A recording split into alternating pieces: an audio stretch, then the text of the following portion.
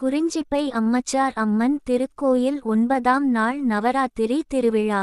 விழுப்புரம் மாவட்டம் செஞ்சி தாலுகா குறிஞ்சிப்பை கிராமத்தில் வடக்கு தாங்கல் பகுதியில் அமைந்துள்ள அருள்மிகு அமைச்சர் அம்மன் திருக்கோவிலில் நவராத்திரி கொலு விழா நடைபெற்று வந்த நிலையில் தினந்தோறும் குரு பூஜைகள் நடைபெற்று பக்தர்கள் கலந்து கொண்டு சாமி தரிசனம் செய்து வந்தனர்.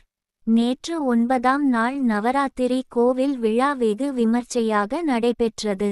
இதில் காலை அம்மச்சார் அம்மனுக்கு சிறப்பு அபிஷேக ஆராதனை நடைபெற்றது. தொடர்ந்து நவராத்திரி கொலு சிறப்பு பூஜை சிவாச்சாரியார்கள் முன்னிலையில் நடைபெற்றது. அதனைத் தொடர்ந்து நவராத்திரி முதல் நாள் கலச நீர் கொலு வைக்கப்பட்டது.